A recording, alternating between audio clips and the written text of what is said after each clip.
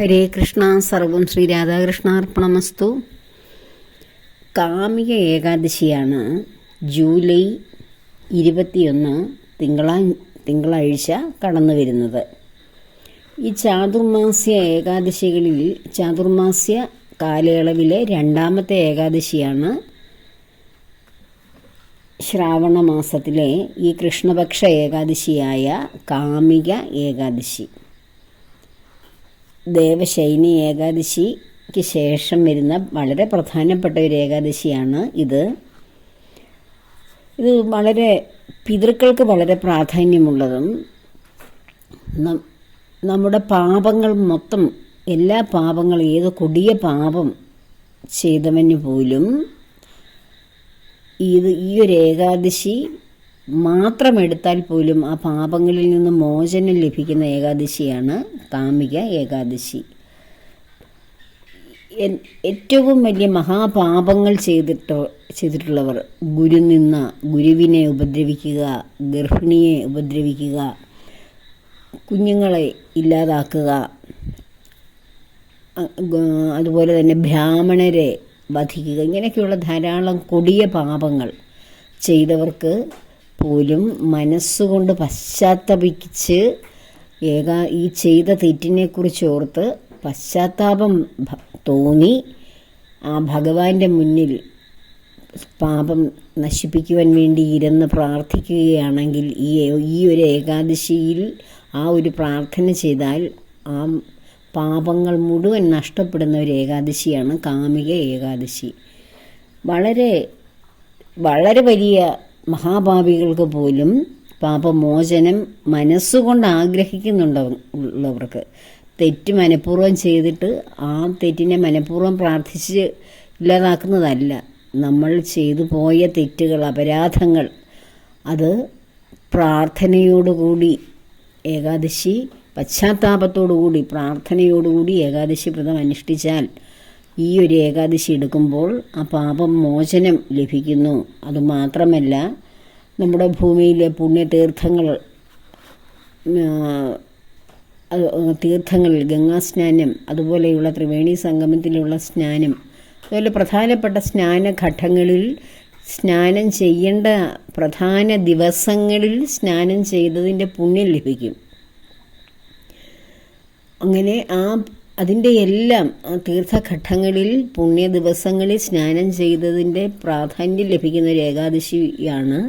മാത്രമല്ല, ഭൂമിയിലെ പുണ്യ സ്ഥാനങ്ങൾ കാശി, അതുപോലെയുള്ള കാശി രാമേശ്വരം, ഹരിദ്വാർ, കേദാർനാഥ്, ബദ്രിനാഥ്, ദ്വാരക, വൃന്ദാവനം, അതുപോലെ തിരുപ്പതി, ഗുരുവായൂർ, ശ്രീ പത്മനാഭസ്വാമി ക്ഷേത്രം, മൂകാംബിക തുടങ്ങിയ അങ്ങനെ വരുന്ന ധാരാളം പ്രധാനപ്പെട്ട സ്ഥലങ്ങൾ, പുണ്യതീർത്ഥങ്ങൾ, തീർത്ഥാടന കേന്ദ്രങ്ങൾ, ഇവിടെയൊക്കെ അവിടെയൊക്കെ പോയി ഭഗവാനെ, തിരുപ്പതി അതുപോലെയൊക്കെയുള്ള മഹാക്ഷേത്രങ്ങളിലെല്ലാം പോയതിൻ്റെ ഫലം കിട്ടും എന്നാണ്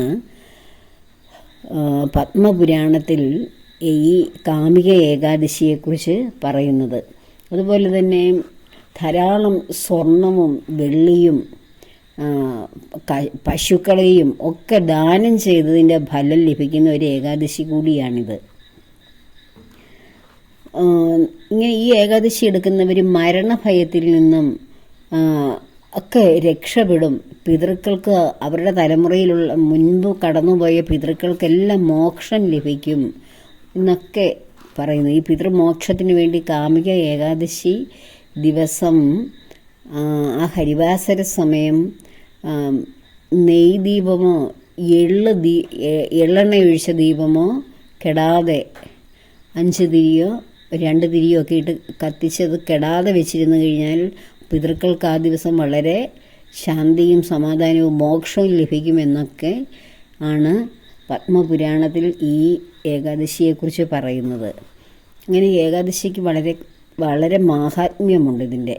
അപ്പോൾ വളരെ പ്രധാനപ്പെട്ട ഒരു ഏകാദശിയാണ്. കഴിയുന്നവർ എല്ലാവരും, പറ്റുന്നവരെല്ലാവരും ഏകാദശി എടുക്കുക. ഒരു പ്രാവശ്യം കാമിക ഏകാദശി എടുത്താൽ ഈ പറഞ്ഞ ഫലമെല്ലാം ലഭിക്കും.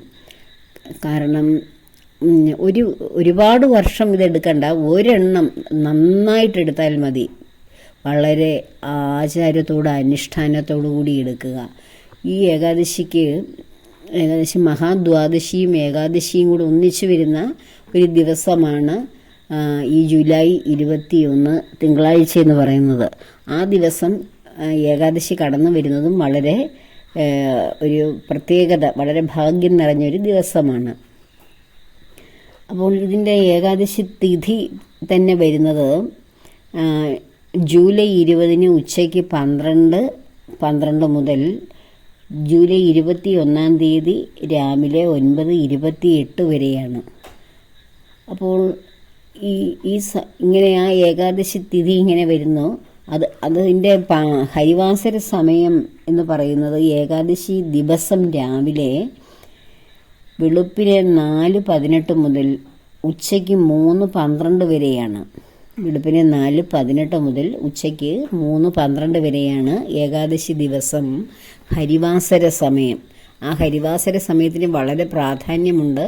ഈ സമയത്ത് വിളക്ക് കെടാതെ എള്ളെണ്ണയോ നെയ്യോ ഒഴിച്ച് കത്തിച്ചു വെക്കുന്ന കാര്യമാണ് ഞാൻ പറഞ്ഞത്.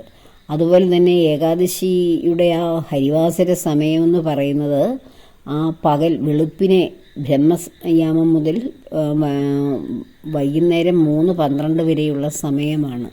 ആ സമയത്ത് നാമജപവും പുരാണ ഗ്രന്ഥ പാരായണവും ഒക്കെ നടത്തുന്നത് വളരെ ശ്രേഷ്ഠമാണ്.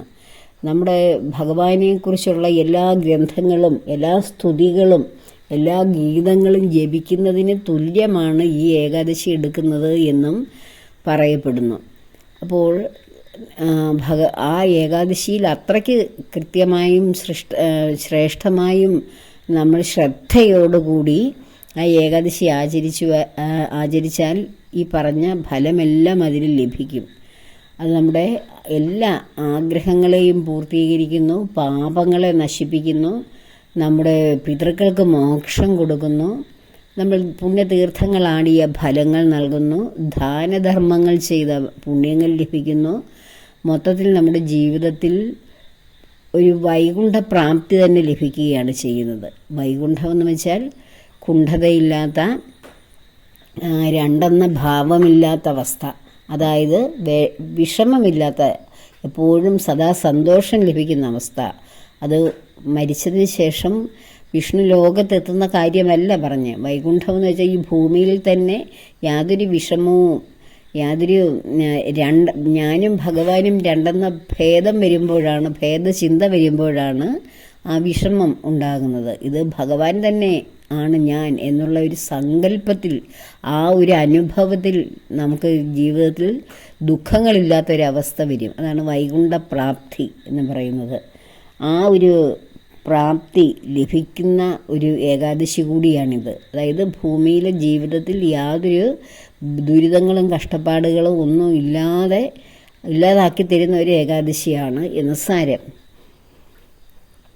അതുപോലെ യമധർമ്മൻ പോലും ഈ കാമിക ഏകാദശി എടുത്തവരുടെ അരികിലേക്ക് വരികയില്ല എന്നാണ്. അതുകൊണ്ടാണ് മരണഭയം പോലും നമ്മിൽ നിന്ന് മാറും എന്ന് പത്മപുരാണത്തിൽ പറഞ്ഞിരിക്കുന്നത്.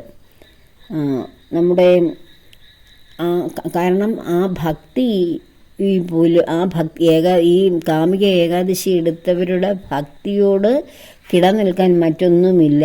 യമധർമ്മന് പോലും ആ ഭക്തിയെ മറികടന്ന് മരണത്തിലേക്ക് നമ്മെ കൊണ്ടുപോകുവാൻ കഴിയില്ല എന്നാണ് പറയുന്നത്. അപ്പോൾ ഈ ഏകാദശി എല്ലാവരും എടുക്കുക. ഹരിവാസര സമയം പറഞ്ഞു, അതുപോലെ തന്നെ പാരണ സമയം കൂടി പറയാം. ഏകാദശിയുടെ പാരണ സമയം ജൂലൈ 22 ചൊവ്വാഴ്ച രാവിലെ 6:12 മുതൽ 7:05 വരെയുള്ള സമയത്താണ് ഇതിൻ്റെ പാരണ സമയം. അപ്പോൾ ഏകാദശിയുടെ മാഹാത്മ്യത്തെക്കുറിച്ചാണ് ഇത്രയും പറഞ്ഞത്.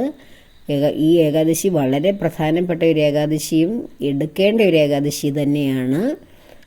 കഴിയുന്നതും എടുക്കാൻ സാധിക്കുന്ന എല്ലാവരും ഇതെടുക്കുക. മാത്രമല്ല, ചാതുർമാസ്യത്തിൽ വരുന്ന ഏകാദശിക്ക്, കർക്കിടക മാസത്തിൽ വരുന്ന ഏകാദശിക്കൊക്കെ വളരെ പ്രാധാന്യമുണ്ട്. പിതൃക്കളുടെ മാസമായ ഈ ദക്ഷിണായനത്തിൽ വരുന്ന നമ്മുടെ പിതൃക്കൾക്ക് മോക്ഷം ലഭിക്കുന്ന ഒരു ഏകാദശിയാണ്. നമ്മൾ ഏകാദശി ദിവസം ഭഗവത് സേവയിലൂടെ, ഭഗവത് നാമജപത്തിലൂടെ, പുണ്യ ഗ്രന്ഥങ്ങൾ പാരായണം ചെയ്യുന്നതിലൂടെ ഒക്കെ നമ്മുടെ പിതൃക്കൾക്ക് അവർ ചെയ്ത പാപങ്ങൾ നശിക്കുകയാണ് ചെയ്യുന്നത്. അങ്ങനെ അതിൻ്റെ സദ്ഫലം, നമ്മൾ ചെയ്യുന്നതിൻ്റെ സദ്ഫലം പിതൃക്കൾക്ക് ലഭിക്കുകയും അവർ പൂർണ്ണമായ മോക്ഷത്തെ പ്രാപിക്കുകയും ചെയ്യും. അപ്പോൾ അതിലൂടെ ലഭിക്കുന്ന സന്തോഷവും സമാധാനവും നമ്മുടെ ജീവിതത്തെ പ്രകാശപൂരിതമാക്കി മാറ്റുകയാണ് ചെയ്യുന്നത്. അങ്ങനെ പിതൃക്കൾക്കും നമുക്കും നമ്മുടെ തലമുറകൾക്കും ഒക്കെയും അനുയോജ്യമായ പുണ്യങ്ങൾ നിറഞ്ഞ ഈ ഏകാദശി എടുക്കുവാൻ എല്ലാവരെയും ഭഗവാൻ അനുഗ്രഹിക്കട്ടെ എന്ന പ്രാർത്ഥനയോടുകൂടി എല്ലാ കർമ്മങ്ങളും ഭഗവാന്റെ പത്മപാദങ്ങളിൽ ചേർക്കുന്നു.